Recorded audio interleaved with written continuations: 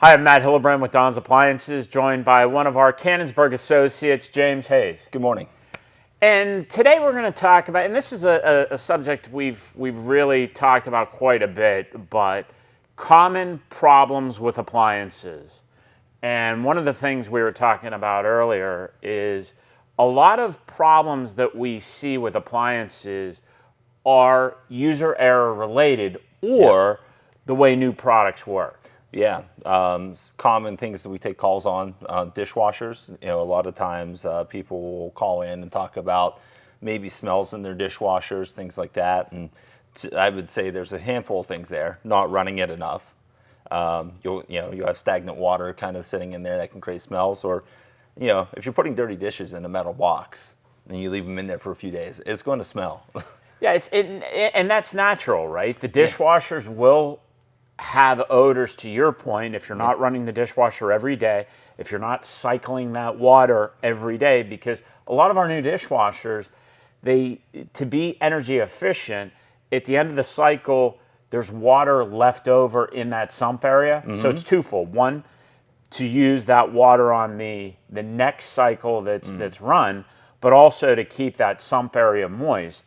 So that water is going to sit in there. It's going to be stagnant. Yes. Right? Yep. And if you're not running that dishwasher every day or a couple times a day, which, not everybody is going to run it a couple times a day, but it's a good idea to run it every day. Sure, 100%. I mean, you'll actually save money on water if you run it every day versus trying to hand wash stuff as well. So there's some benefits to doing that. Or, residual water left over in it a lot of times can be an installation issue. So I think we were talking about that a little bit.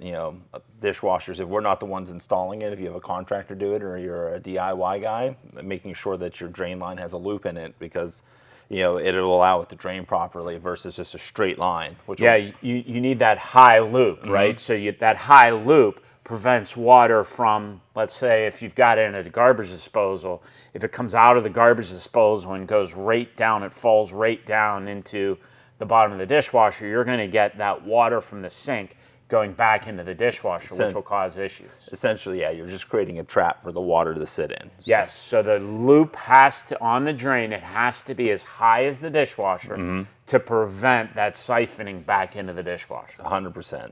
No, great point. And then speaking of odors, front load laundry, that's one we take a lot of calls on, and that's 100%.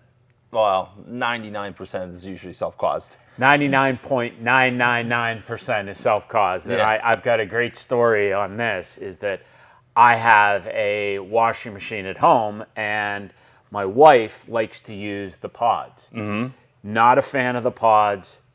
Tried to dissuade her from using pods, and they're a convenience. Yes, right? 100%. And a couple of our washing machines out there have buttons on them, like the Electrolux has a button that's specifically designed for pods. Yes. The issue with pods, it's still too much detergent. Yeah, you only need 1 or 2 tablespoons of soap for these new machines. Exactly, and ultimately over time, what'll happen, and I've got a 4-year-old machine at home, massive odors inside the machine and massive mold on the boot seal. Yes, 100%. I actually just use a hand soap pump and just fill it with detergent, 4 squirts, that's it. Yeah, that's more than enough. And ultimately what I had to do at home, I had to run it through multiple clean washer cycles, which interestingly enough on the particular machine I have at home, which is an Electrolux, when you run the machine through clean washer, because of so much detergent that can be inside of these machines, you will have water penetrating through the front of the boot seal, coming down the front of the machine. Yes. Because the oversudsing penetrates that boot seal, I always tell people, including at our house, we put a towel in front of the machine. Once we go through that clean washer cycle, rinse that boot seal out, you won't have that water penetrating the boot seal. But that's not uncommon. That's another one of those things that customers, it's a shock, but it can happen. Yeah, and then other things in front load, making sure you're leaving the door open. Yes. To your point, regular cleaning. So they run that clean cycle maybe once a month or so. So if there is any soap deposits, just help getting that out. And then, some of these machines actually now have automatic soap dispensers, which is great. That takes one thing out of it. You know, they're doing a lot of antimicrobial rings on these things The now. GE machine has that blue antimicrobial. Yeah, 100%. So that'll help prevent most of what you're experiencing as far as smells go. Yeah, and ultimately what I had to do is I had to change the boot seal in my washer because the odor was so bad and it was being permeated on our clothes. And you know, unfortunately, due to excessive service calls in our service department, we were 3 to 4 weeks out. And I'm like, you know what, I'm going to just tackle this myself. And ultimately, I did replace it, and it did fix that issue. But that was one that was caused by us and too much detergent. Another issue that always permeates this time of year is the people using self-cleaning before the holidays. Yes. For some reason, we don't want to use self-cleaning any other time of the year. Yeah, right before the holidays, when you're going to be doing all your baking, you decide you want to do it yourself clean. And self-clean, convenient, terrible for a range. You know, you hit 800 degrees and you leave it there for 3 hours and you got all these electronics and stuff in it now. A really easy way to fry a control board. Yeah, and one thing, I'm going to do a video at home. We use our double oven year round, and with the holidays coming up, we're going to really hit it hard. I'm not going to self-clean my range this year, but my wall oven, what we're going to do is I'm going to take some white vinegar. Yeah. I'm going to put it around 240 degrees, create that steam inside the machine, and I'm gonna see what that's like, and then I'm gonna wipe it out. So we're gonna be doing a video on that.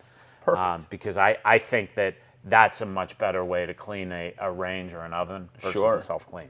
Well, and speaking of cleaning in the kitchen, maybe another thing we should do a video on is coffee machines and the importance of keeping those clean.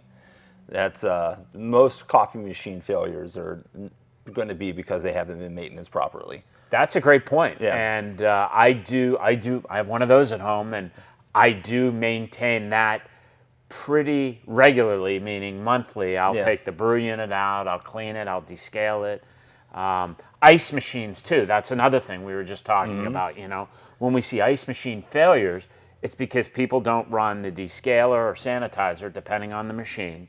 They don't replace a water filter, and they don't clean the coils underneath the unit. Sure, yeah, that can make it tougher to stay cool, right? The same as a Yes. refrigerator. I mean, it's a refrigerant unit, so your refrigerator, I don't know, most people don't know this, but you know, you should be vacuuming out the front of your refrigerator down there at the bottom or the back of it to get the coils clean, especially if you have pets or something. So that can cause a premature failure. Yeah, it's interesting, and again, this is going to be a video that you're going to be able to see on our website soon, is that every time I clean my ice machine or under-counter refrigerator, there is dog hair. We don't have cats, but dog hair that is just packed on the condenser. Yeah, that's and then ice makers through the door. I get callbacks on that. A lot of times it's just a filter needs changed or something gets frozen up. Yeah, So, and be sure to go to donsappliances.com, go to our YouTube channel, watch all of our videos, and as always, thank you for watching and listening.